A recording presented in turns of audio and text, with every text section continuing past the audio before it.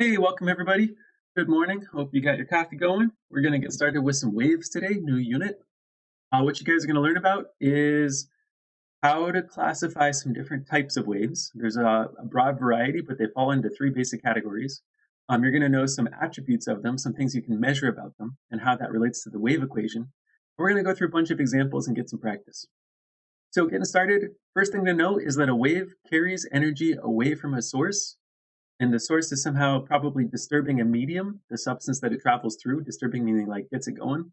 And it'll get going in a cyclical pattern, something that happens in a cycle over and over again, a repeating thing. So water waves are an example.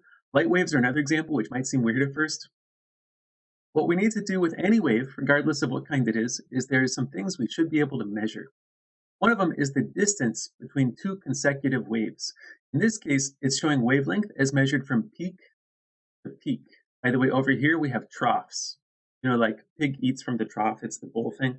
Anyway, here's a trough, here's a peak. Easiest way to measure wavelength is just take a ruler and find out how far two consecutive waves are apart.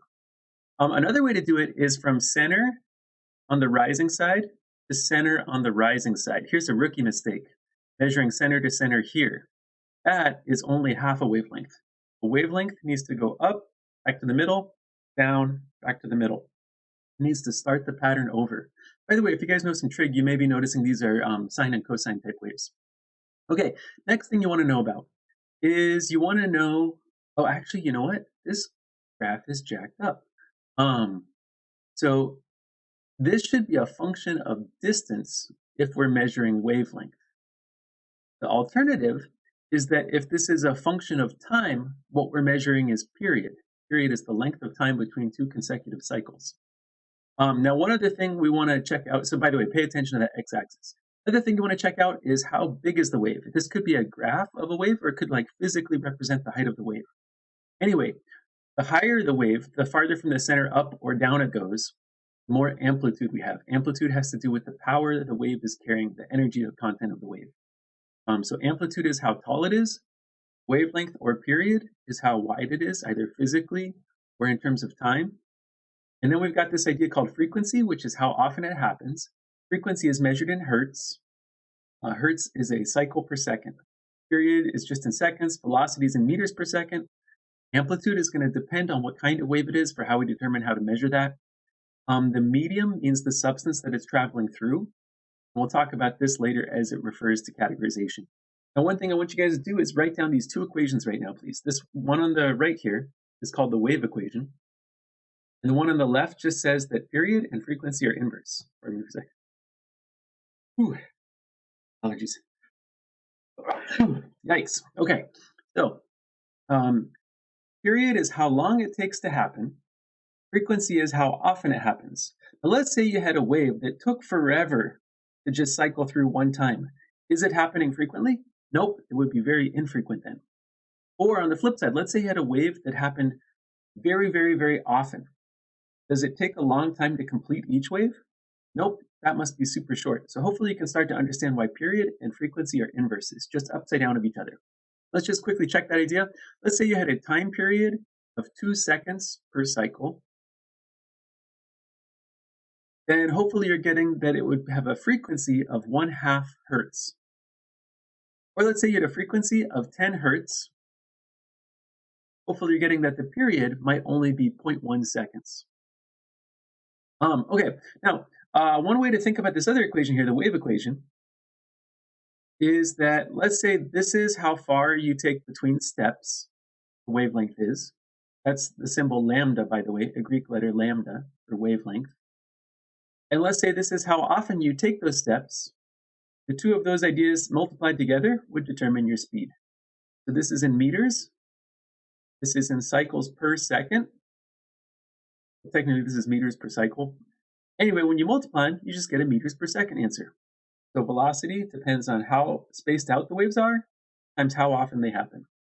Pretty simple. All right, hopefully you have these two equations written down. We're going to need them later. Hopefully you're okay on some of these definitions. Which of these has to do with energy? Amplitude. Which of these can be measured in something like time or just in time, with period and frequency? Which of these is a distance? Wavelength. Which of these is a speed? Velocity. You guys know that one already. Okay, cool. Let's keep going. So, what kind of waves are there? Uh, First distinction. Does the wave physically need to move something back and forth or not? The answer is yes. It's a mechanical wave. If the answer is no, it's an electromagnetic wave. That is just changing electric and magnetic fields, and nothing physically has to move, which means that no medium is required, which means that these waves, electromagnetic waves, which are not mechanical, they can travel through a vacuum. And we don't mean a vacuum cleaner. We mean, outer space where there's absolutely no air, nothing. So it doesn't need to push atoms back and forth and get them to wiggle. It can just change magnetic and electric field strengths, and it can fly through space that way. Um, so, by the way, sound is a longitudinal mechanical wave. That's where the air is getting compressed and then expanded, and compressed and expanded. You can think about a big subwoofer kind of bouncing back and forth and pushing air and then pulling on air, squeezing it and then expanding it out. That's a longitudinal wave. Well, you can do that with a slinky. You can push and pull the slinky and get the coils to compress and expand. A compression is when they're squeezed together, and a rarefaction, rare, like rare means there's not very much of it there. A rarefaction is where it's expanded out. So this would be like a high pressure zone and a low pressure zone. So compression, rarefaction. Hold that thought for later. The sound is an example of a longitudinal wave. Those are also called compressional waves sometimes. Other option is, instead of pushing and pulling a slinky, this is actually way better. You can shake it up and down like that, that kind of thing, right? Okay, that is a transverse wave. And basically, like if you want the slinky to have a wave going to the right, one thing you can do is you can shake your hand up and down. So you'll notice that the hand's going up and down, but the wave's traveling right left. Those are perpendicular. Good symbol for perpendicular is that upside down T. Like, you know how T, capital T, perpendicular? So perpendicular goes with transverse. What's the symbol for parallel? Two L's, right? Like line, line. So longitudinal, parallel. In this case, you'd shake your hand right, left to get the slinky to go right, left. Those are parallel ideas. Here, you'd shake your hand up and down to get the slinky to go right, left. Those are perpendicular ideas. Both kinds of waves can exist on a slinky. We've already talked about S and P waves for earthquakes. Those were examples of transverse and longitudinal waves. By the way, do those require a medium? Do you need like rock for the wave to be going through? Yes, you do. It's pushing and pulling on rock. That makes it a mechanical wave. So both kinds of earthquakes are mechanical waves. Seismic waves. But one was transverse, one was longitudinal. Okay. As far as electromagnetic waves go, what else do we want to know about them? Well, you can categorize them on the basis of their wavelength and or frequency. When you do that and you put them in order, you get a thing called a spectrum. A spectrum means like arrange them from right to left. Like there's a political spectrum, right? Like right wing, left wing, all that good stuff. So here we've got them in order from right to left. I want you guys to notice that visible light is actually only a tiny, tiny portion of the overall options on your spectrum available, and that you cannot see most kinds of light that are out there. But you've heard of them. You've heard of radio waves, microwaves. You've heard of X-ray. Heard of ultraviolet, my favorite color. Yeah, there's a ton of different electromagnetic waves out there. I will refer to them as light or radiation. I don't necessarily mean the visible kind. There's lots of options besides what you can see. So make sure you stretch your imagination a bit. Yeah, good stuff. Okay, hopefully you got categories down. You should know the difference between a mechanical and electromagnetic. Needs a medium, it doesn't need a medium. You should also know the difference between longitudinal and transverse, which is that the motion is parallel or perpendicular to the disturbance. Okay, how can you represent this info now? Well, we got some options. Option one is that we can graph stuff. So check it out here. How high up or down you go would be the amplitude. And then from right to left, if we're measuring distances, from peak to peak is going to be a wavelength. Or if we're measuring time, from peak to peak is going to be a period. This is a much better graph than the first one I showed you. It distinguishes between those two different ideas very clearly. So you can just basically represent a wave as a graph. Doesn't matter what kind of wave. This could be pressure in air, in which case we'd be talking about sound. It could be like voltage, in which case we'd be talking about like a signal in a wire. Or it could be like compression, and we could talk about this in rock for earthquake, or whatever, it doesn't matter. Another way to do it is to draw the peak of every single wave from a bird's eye view. This is called a wavefront model right here. You can see the waves moving. They're going through a lens. They're getting focused down. That's cool, whatever. But bottom line is you're showing each wave. You're marking the peak location of it as it moves through some substance. The last option is you can draw the path the rays are following. This is called ray tracing. You may have heard about this if you're a gamer and you're into graphics cards. Anyway, bottom line is you're just showing with the arrow which direction the wave is facing and heading. That's it.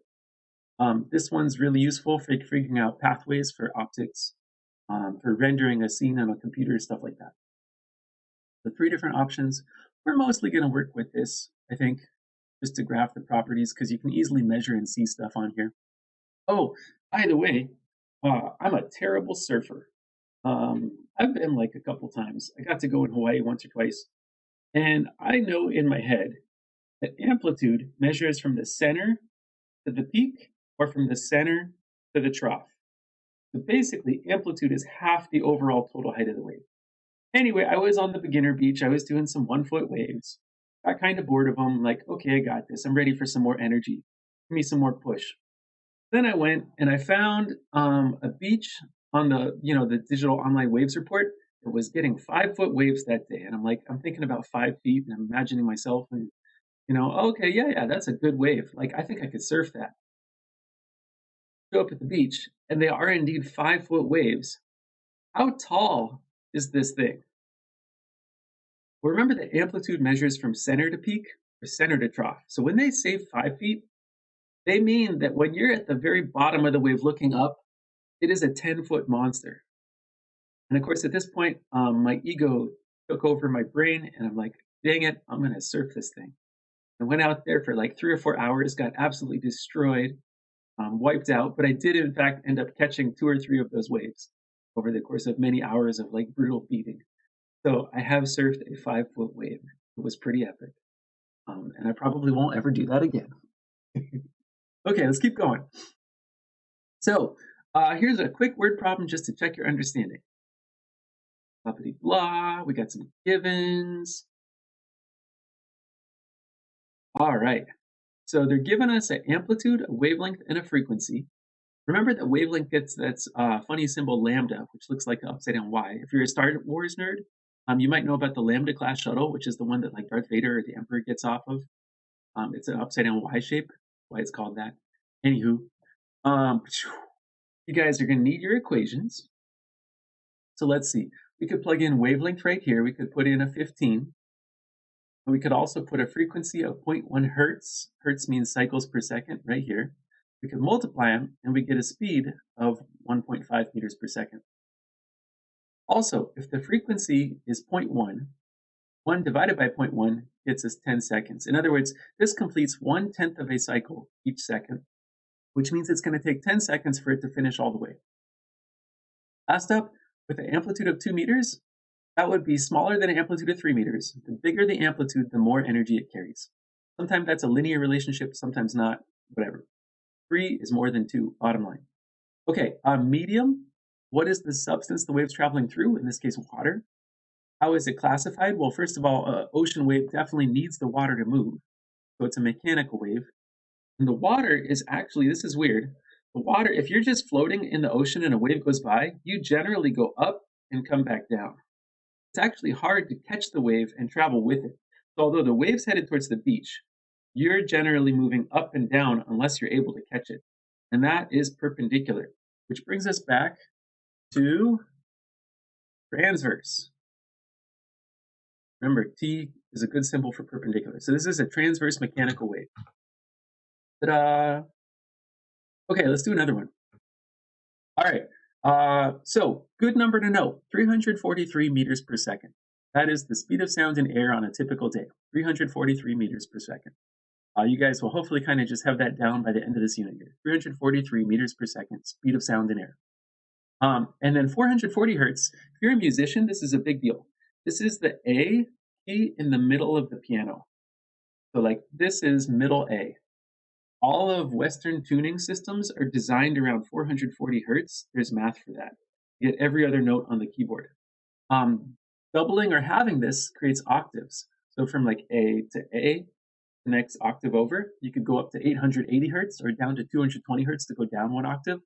And then divided up within that, there's a couple different tuning systems. We're on equal temperament typically. So basically, it's a logarithm base 2 of all that good stuff, if you're into that math. Anyway, if you're a musician, this is an important frequency to know. If you're not, whatever. Okay. Oh, shoot. It looks like I didn't animate this. It's already solved for you. How would we solve this? Well, we're going to go get our wave equations out. 440 hertz. Hertz is a frequency. That number goes right here. And then 340 meters per second. That's a velocity. That number goes right here. So to solve for wavelength, we would be dividing both sides. And at that point, we'd get this wavelength right here. Remember, wavelength, it's the weird symbol lambda, Greek letter. Also, 440 hertz, that means this happens really, really, really fast. It's happening many, many times per second. We're going to take 440 hertz and invert it. And that means it's only a very, very short period of time per cycle. This is 1 divided by 440 gets me this answer. Okay, now this is a sound wave. We can measure how loud it is in decibels. You may have heard that before. You can measure how much energy it's carrying through an imaginary window. So this is watts of power per meter squared. I want you guys to imagine meter squared window, pretty big space. And any energy that passes through that, that's called flux. You may have heard about flux capacitors in sci-fi. Flux just means imagine a window, how much is going through your imaginary window. This would be like the power being carried away. Or you could measure the actual pressure of the compressed and expanded air. You could measure that pressure difference. And so sound pressure level is another way to measure the loudness of air. Loudness of sound in air. What's the wave's medium? Well, I'm assuming it's coming from some sort like musical instrument to my ear, which means it's passing through air. And then we need to squish the air and expand the air. So if the wave's traveling this way, we're also pushing and pulling it in that same direction. Parallel goes with longitudinal. So because we need the air, it's a mechanical wave. And longitudinal means it's lined up in the parallel direction of that. This is also called a compressional wave. Oh, by the way, sound in outer space. Yes, no? No. You need the air. It's a mechanical wave. So all the movies where like the explosions sound really cool, nope, not happening. By the way, pro tip, if you ever need to talk to somebody in outer space and your radio goes dead, what you do is you take your helmet and their helmet and you gently touch them together. So like you take your helmet and you like touch them to their helmet and then you start talking. Because the helmets are in contact, sound wave can pass through the helmets because it's connected by a medium. But the pro tip is when you're connecting helmets, don't like headbutt. You'll crack the visor and you'll die. So, life hack. The radio goes out in outer space, touch helmets together. Okay, this is an original composition. I wrote this. This is my poem. Roses are 750 times 10 to the minus 9 meters. Violets are 400 times 10 to the minus 9 meters. Velocity is 3 times 10 to the 8th meter per second. Question ahead. I know the frequencies. Do you? Beautiful. It just touches my heart. You guys know this is roses are red, violets are blue. Here's the speed of sound. Question ahead. I know the frequencies. Do you? It's poetry. Okay. Anywho, some of you guys are at a math level where the scientific notation is going to be challenging. I acknowledge and recognize. Do the best you can. Be careful if you're using your calculator. Either use the EE button, which is for engineering notation, which is the same as scientific notation, or use parentheses, or what I recommend. By the way, we definitely need these equations, right? Same two we've been using over and over again. Hope you guys are getting that. Hope you have these written down by now. What I like to do is I like to first plug in. So I just plugged into this equation here. And I divided both sides by this thing.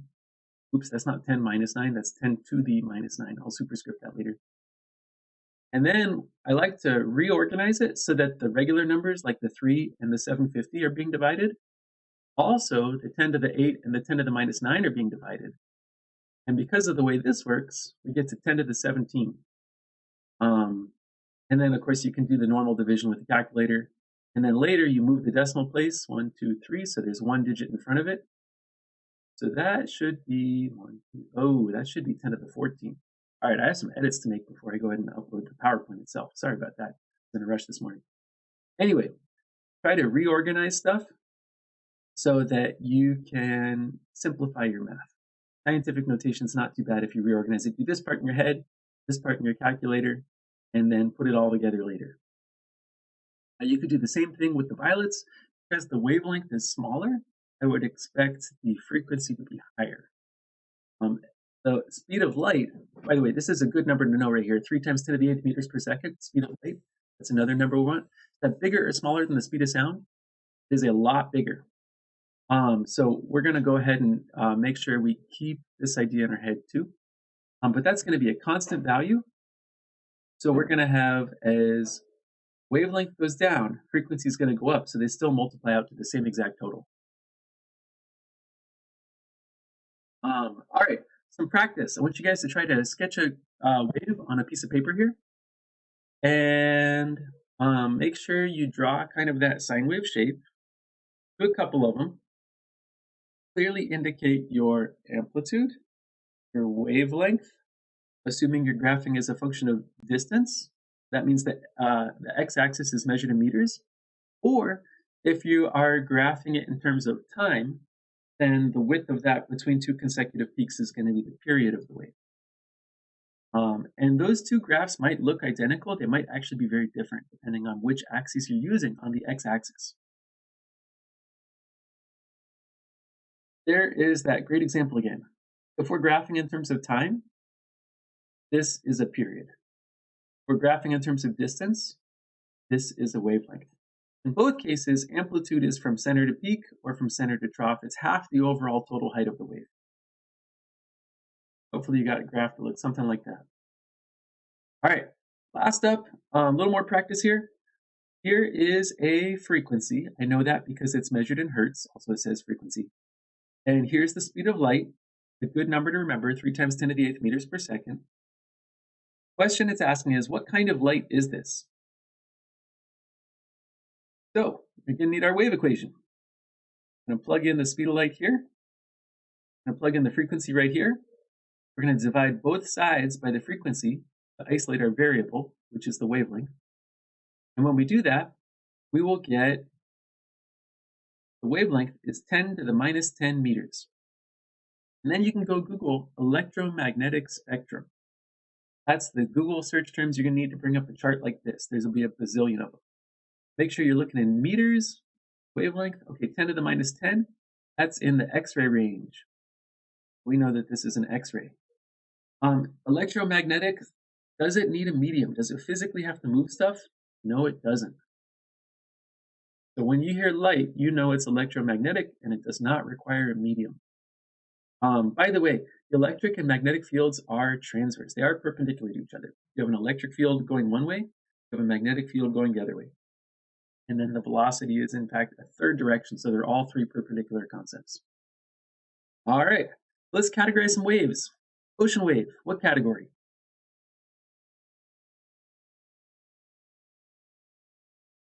Step 1, did something physically have to move or not? Yes, it did. A mechanical wave.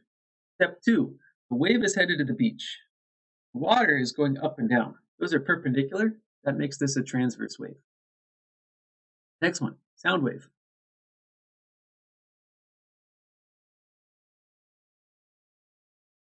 Okay, say the sound wave is headed this way, and also the speaker pushed and pulled it in that same direction to create high and low pressure called compression and rarefaction. Those are perpendicular concepts. We do physically need the air to move. It does depend on the medium. That makes this mechanical longitudinal. All right, let's do the guitar string.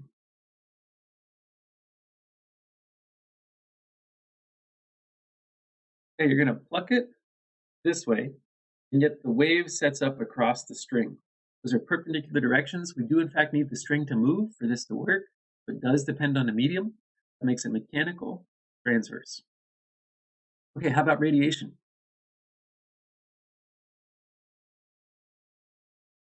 This is electromagnetic. It does not depend on the medium. Okay, next up, if you guys can make this graph, I'd love to see it. If you stop by during office hours, we can talk about it, see if you have any questions. And here is a quick recap of some vocab.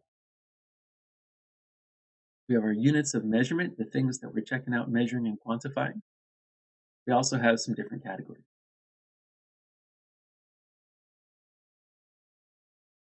All right, that is it for that part of the lesson. Next thing we're going to do is we're going to look at some basic properties of waves here. I'm going to put in a pulse. This is on the Colorado FET simulator. First of all, what kind of wave is this? Does it depend on the medium? Yep, we are physically moving these red and green things. It is mechanical. Secondly, is this a longitudinal or transverse wave? Is the way that I'm pushing it parallel or perpendicular to the direction that it moves? I pushed this up and down, but the wave traveled right-left, which means this is transverse. Okay, next thing. When it gets to the vise, what happens?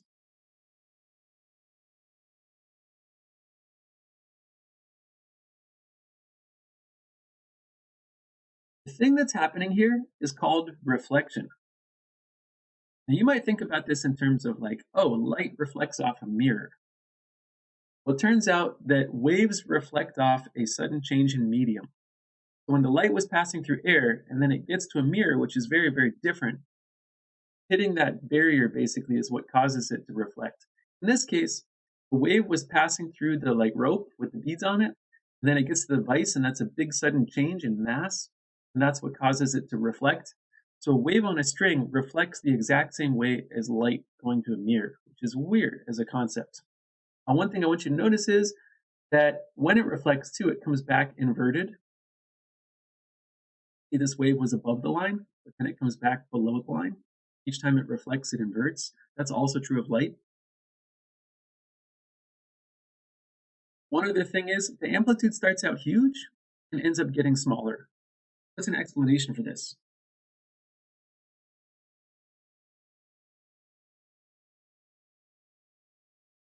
Idea is that friction is converting kinetic and potential energy into thermal energy. And amplitude is what represents the energy the wave is carrying.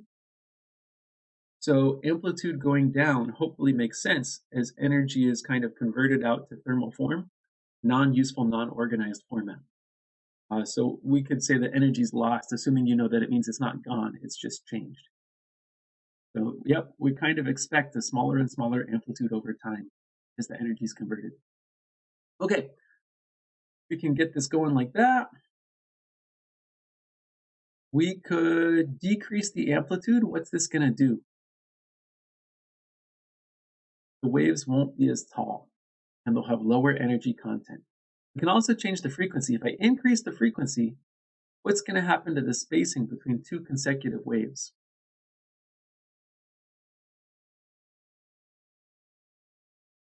The waves are happening more often, which also means they're going to be closer together.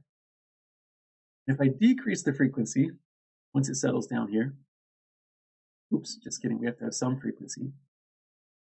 The wavelength is actually longer than even the length of the rope right now. The wavelength is actually extending virtually way out to the right side of this. Not a great example to show you guys, that's confusing. Here we go. There's a slow frequency and the wave is very wide. It has a long wavelength. It's also not happening very often, which makes it take a long amount of time. It has a high period to go with that low frequency. I crank it up. Now it's happening very often, 3 times per second, 3 hertz, which means it takes 1/3 of a second to go once around. This, by the way, is cycling, right? Waves have a cyclical pattern. And that means that it's going to take a very short amount of time. Also, because the wave speed is constant, which is a weird idea, that the wavelength, as the frequency goes up, the wavelength gets shorter, goes down. By the way, if we wanted to change the speed of the wave, we would have to change the medium, the material that it's passing through. So we could change the tension in the string, or we could change the mass of the string. But something about the medium affects the speed. The frequency and the wavelength typically don't, not so much anyway. So when you're worried about how fast it's going, worry about the properties of the material it's traveling through, not necessarily the frequency or the wavelength. All right, so next up, we are going to do a speed playthrough of some different wave attributes here. So let's get our speed playthrough music going.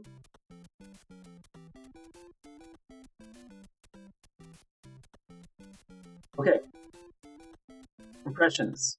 Boom, boom, boom, boom, boom.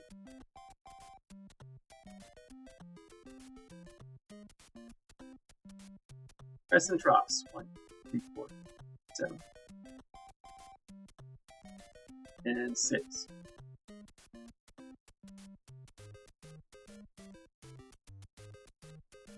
Rarefactions.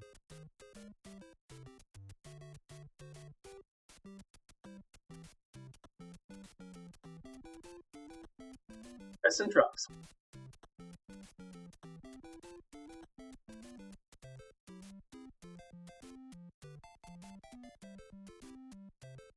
Amazing. Okay, keep going. Number of waves. 1, 2, 3, 4.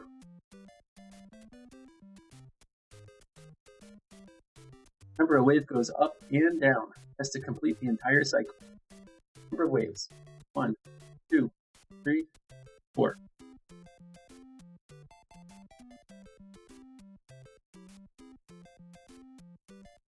1, 2, 3, 4, 5.5.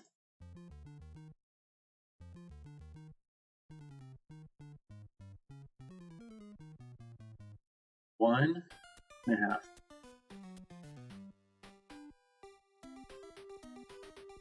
All right, on. Okay, that's 4 meters. We're looking for the wavelength. 1, 2.5. There are 2.5 waves within 4 meters. I'm dividing now, and I get 1.6. Okay, that's 6 meters. 1, 2, 3, 4 waves. Each wave must be 1.5 meters. Okay, that's 1.5 wavelengths. This must be 3.2 meters.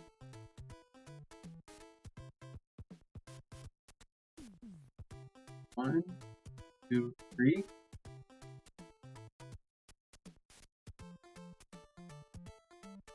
You guys are welcome to pause this at any point if you need to. All right, first part done. Next part.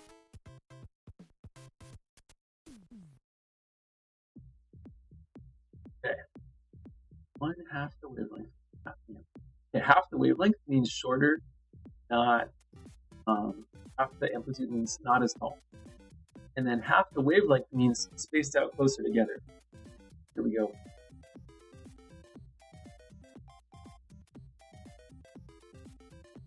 Okay, twice as tall, half as wide. Oh no! Gotta slow down. Wavelength. That means closer together. Twice the amplitude means taller.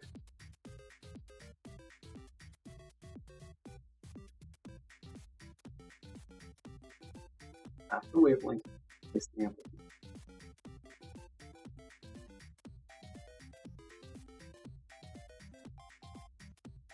Twice the wavelength, half the amplitude.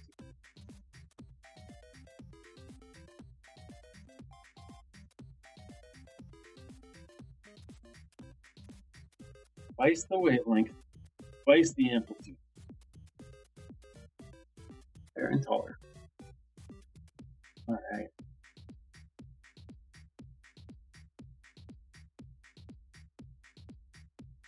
Same frequency, half the speed.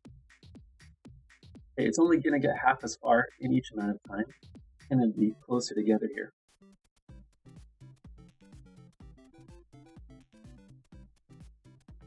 1/2 the frequency. It happens half as often. It's going to go twice as far before the next one is able to get started. Same speed. Okay. Remember that as frequency goes down, wavelength goes up because of the wave equation. Okay, twice the frequency. As frequency goes up, wavelength goes down. This one's closer together. Same speed.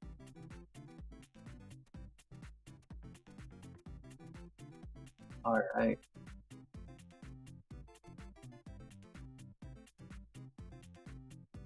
Same frequency, twice the speed. So it's happening the same amount per time, but it's getting twice as far in the process.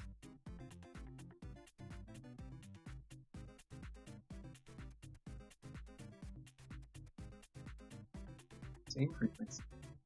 Oh man, they're messing with tension. Okay, the harder you pull, the faster it's going to try to get the string back to the middle, which is going to have the effect of increasing.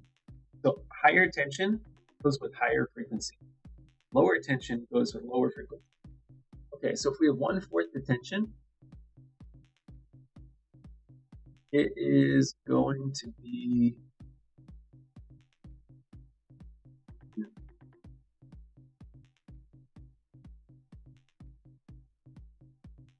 oh drats. Man, I didn't think they were going to drop tension on us. Okay. Oh no, density too. Dude, you guys are off the hook for this last part here. We have not talked about this. We're going to get to simple harmonic motion. You guys do not need to do this last part. So you should have the first 3 of this guy, all 3 levels. And then on this one, just do the first 2 levels. We're not prepared to cover that today. We ran through that. All right, if you guys need anything, stop by office hours, review your vocab here, and yeah, have a good one. See you later.